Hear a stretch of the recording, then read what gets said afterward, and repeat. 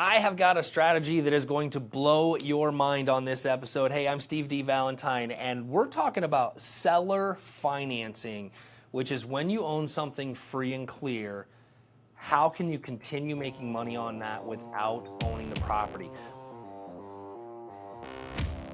Well, recently I met with a client and I showed her some things that she didn't realize. And they're very, very tricky when it comes down to looking at your future and understanding the tax benefits that come along this type of strategy. So let me set the stage for you. This lady is in her 70s. She has 7 homes that she owns free and clear. Some of them she's owned for 16 years all the way up to 7 years, okay? One of the things that she told me is, hey, I just want to sell the entire portfolio, cash out, pay my taxes, and put your money where? This is where I get into kind of helping you guide through like what's next. So when she told me she wanted to sell all this, we started going through the numbers on things, and this is really what I want to show you is if she sells all those properties, and I'm just going to do some average numbers here, okay? So these are not going to be perfect numbers because they're off the cuff, but I want you to really see it. Let's say one house she kept for 16 years, she depreciated that every year, okay? She paid $100,000 for it 16 years ago. She's depreciated it $2,000 a year over 16 years, $32,000 worth of depreciation that she took off, okay?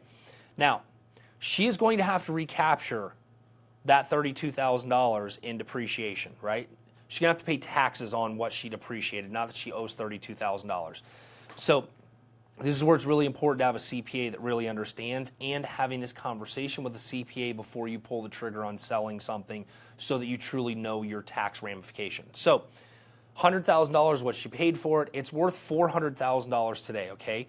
That means there's a $300,000 spread in between, and again, simple numbers, okay? $300,000 just on her capital gains, which is 20% long-term cap gains tax. She's going to pay $60,000 in taxes on that $300,000 profit, okay?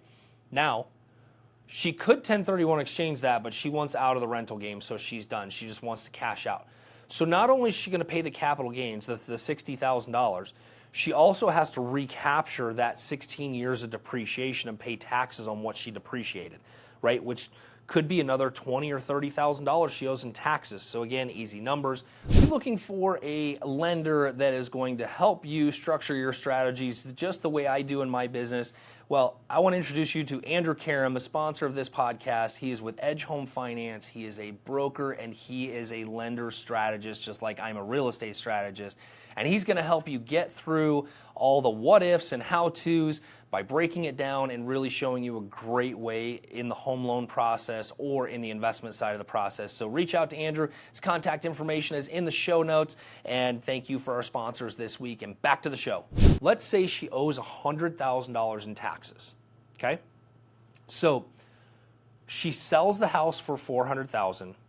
She pays roughly a 10% cost of sale, so $40,000 for real estate agents' closing costs, buyer's closing costs if there's that contribution. So now she's down to $360,000. Then she's paying on that debt, right? So from $100,000 to $360,000, which is her net, $260,000. Now she's going to pay tax on that, plus the depreciation. So technically, if she sells that house that way, she's going to have at least $100,000 in tax liability. Let's say that all 7 homes are the exact same. She is going to divvy out $700,000 of her retirement to all these costs in taxes. But what if she didn't have to? Okay, here's where the trick comes into play, which is actually a very, very amazing strategy if you own rental properties free and clear and you want to create and continue some income. Okay, so when I asked her what she was going to do with her money when she sold it, she's just going to put her money in a 4% money market. Like that was going to be her rate of return on whatever her thing is, right? So if we take all those homes, it's like about $1.4 million. So let's just say $200,000 a house, $1.4 million. Now, that $1.4 million at 4%, that's providing her $4,600 a month in income that will also be taxed, but it's passive income, not earned income. So that's what she's going to make, $4,600, annual income of $56,000.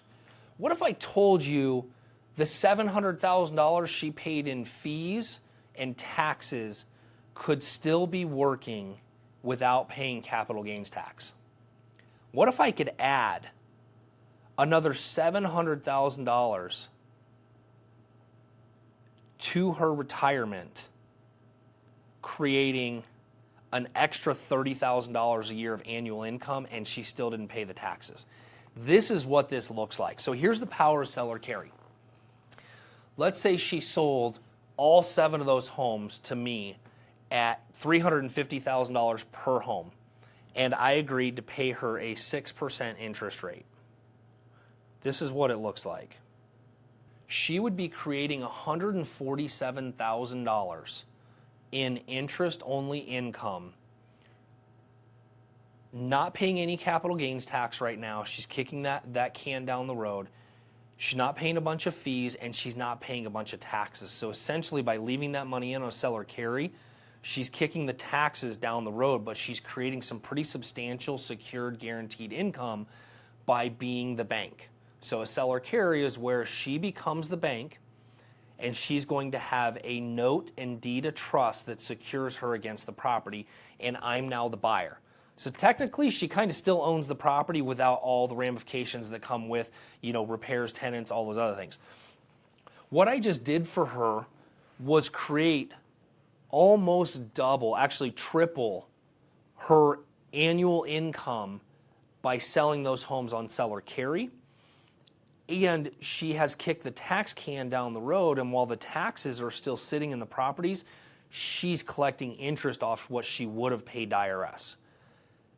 Pretty incredible strategy when you see the power of the numbers and what it looks like, because here is the one rule at the end of it. When you do seller financing on something, you are only paying capital gains tax on a percentage of the principal you receive in any given year.